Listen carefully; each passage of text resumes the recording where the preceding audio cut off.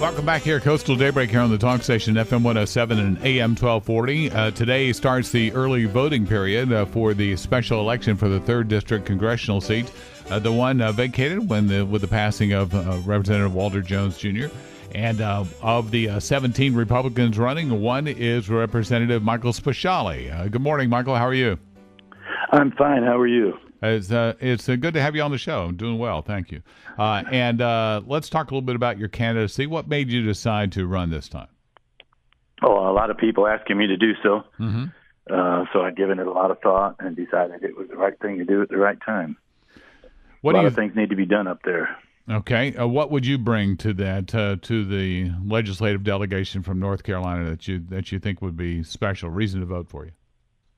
Well, I'm a strong conservative, and this is a conservative district. We want to continue that up there in Washington, having a conservative there working for us.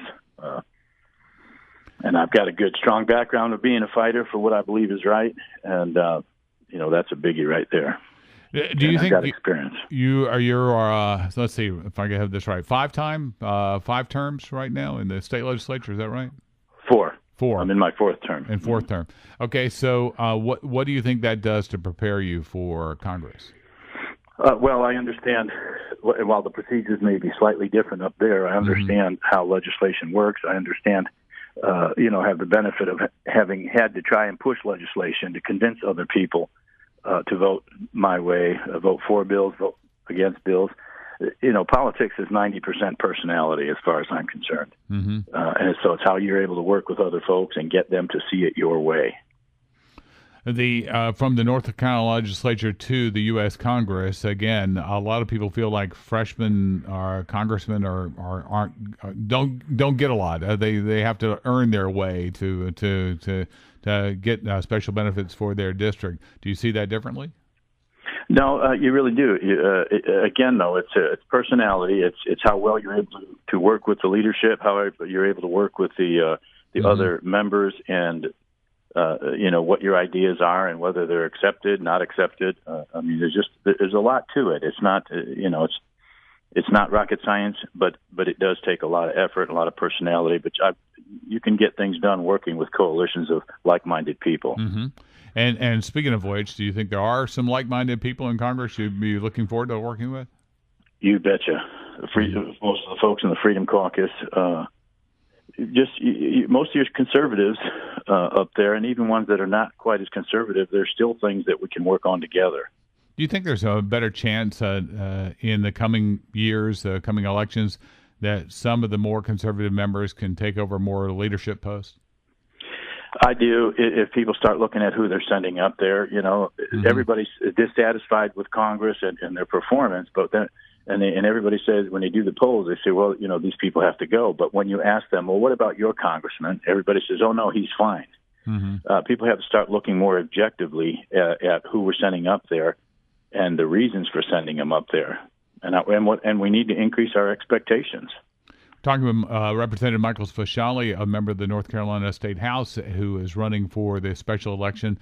Early voting starts today. With so many candidates out there, how do you think this is going to shake out? I mean, the top 2 would go into a runoff if nobody gets 30%. Do you think there's a shot? Anybody will? There's always that possibility. I think there's a core group, that are really being looked at. A lot of them on the peripheral there's folks that come in to these races for all kind of different reasons. Some of them to get name recognition for their business or whatever, So, it's possible, but with 17 candidates, I'm not sure if we're going to hit that target or not. Yeah. That's a high bar, actually, and especially when it's expected to be pretty low voter turnout. On that score, do you think that the parties are need to do more to kind of encourage the turnout here? I mean, we're really looking at a lot of people that simply just don't even know this election is going on.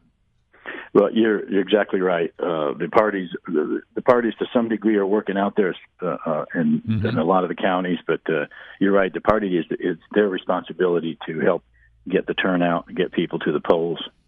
Yeah, and I imagine among the active participants that's going to be pretty true. It's not necessarily going to be. I mean, what do you think? Do you have a target? I mean, have you done math where you have to shake so many hands in order to get in that top two? Yeah, I'm just out there talking to everybody I can, doing everything we can while still doing my duties up here in Raleigh. So, right. Which is where I'm at right now. Yeah, I did notice when I was visiting the state legislature, and here it is in the middle of the campaign. You were there. So, is this something that you want people to know that if you serve in Congress, you intend to actually be there? Because a lot of congressmen seem to be missing out on votes. Well, yeah, my first obligation is to the people that sent me up here, and that's even more important than this election. So I've got to depend more on grassroots to be out there pushing my candidacy and helping me with it. Last night we went up to Currituck for a candidate forum. That was a 3-hour drive there and a 3-hour drive back to Raleigh. Mm-hmm. We got here about 1:00 in the morning. Well, I appreciate you being on with us here this morning after not much sleep. Representative Michael Speciale. Well, speaking of this district being so wide, what is it that you would like to see coming out of Washington for this district? Where do you think our issues may differ from other issues, and how would you promote them?